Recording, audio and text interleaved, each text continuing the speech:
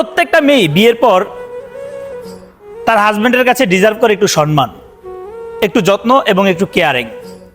যদিও আমি এই কথাটা অনেকবার বলেছি, তারপর আজকে আবার বলতে বাধ্য হয়েছে। আপনি যদি পুরুষ হয়ে থাকেন বা আপনি যদি বিয়ের পর আপনার স্ত্রীর কাছে ডিজার্ভ করেন যে সে চাকরি করে নিয়ে এসে আপনাকে খাওয়াবে, বা আপনি যদি তার টাকা পয়সার প্রতি লোভ করেন, তাহলে আমি বলবো আপনি পুরুষের কাতারে পড়েন না, আপনি একজন কাপুরুষ। এই সমাজের অনেক মেয়ে আছেন বিয়ের পর খুব করে চায় সে লেখাপড়া করবে, একটা চাকরি করবে বা সংসারে হাল ধরবে, এটা একটা মেয়ে চায়। কিন্তু প্রকৃত পুরুষ কোনোদিনই চাইবে না যে তার স্ত্রী ঘরের বাইরে যেয়ে কোথাও যে কাজ করুক। বা বিয়ের পর অনেক স্বামী আছেন যে তার স্ত্রীকে লেখাপড়া করতেই দেয় না। তার মানে এই নয় যে আসলে সেই পুরুষটা তার স্ত্রীকে সম্মান করেন না বা ভালোবাসেন না। আসলে প্রকৃত পুরুষ কখনোই চাইবে না তার শখের নারী ঘরের বাইরে যেয়ে কোথাও কাজ করুক বা কোনো পর পুরুষের সামনে যাক। আমি মনে করি এটাই হচ্ছে সবচেয়ে মেইন ভালোবাসা। এছাড়া অন্য কোনো ভালোবাসা আমার কাছে মনে হয় না যে ভালোবাসা। আসলে এই কথাগুলো বলার রিজন হচ্ছে কোন এক বোনের কথা, যিনি ভালোবেসে বিয়ে করেছেন একটু ভালো থাকার জন্য। ভালো থাকতে কে বা না চায়? প্রত্যেকটা মানুষই স্বপ্ন দেখেন। আমরা তো মানুষ স্বপ্ন দেখতে ভালোবাসি, হোক না না হয় সেটা না পূরণ। তার মানে তো এই নয় যে স্বপ্ন দেখা আমরা ছেড়ে দিব। ঠিক তেমনি আসলে ওই মেয়েটা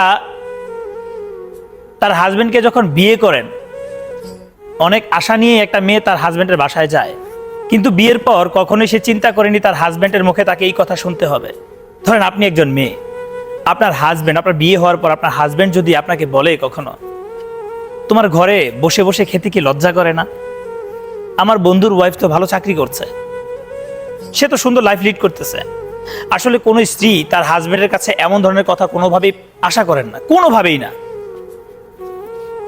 তার মধ্যে আবার সেটা হচ্ছে শখের পুরুষ।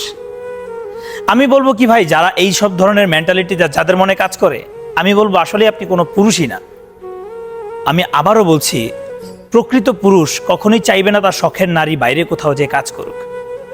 কাজ করা তো বাদই দিলাম, ওই যে লেখাপড়ার কথাটা বললাম না, অনেক স্ত্রীর কিন্তু বিয়ের পর ইচ্ছা থাকে যে সে লেখাপড়া করবে, কিন্তু প্রকৃত পুরুষ কখনোই সেটা চাইবে না যে তার স্ত্রী ঘরের বাইরে যে স্কুল বা কলেজে লেখাপড়া করুক, কারণ ওইখানে অনেক পুরুষ থাকেন।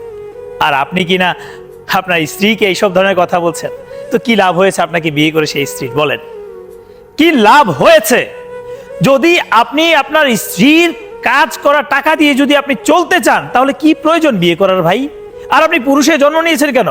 আমি বলবো আপনাদের মতো পুরুষদের হাতে চুরি পরে ঘরে বসে থাকা উচিত। শুধু আপনাদের মতো কিছু পুরুষদের জন্য আমাদের দেশে প্রত্যেকটা পুরুষের বদনাম হচ্ছে।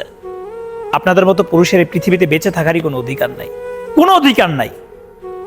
আল্লাহ হাফেজ, ভালো থাকবেন সবাই। আসসালামু আলাইকুম।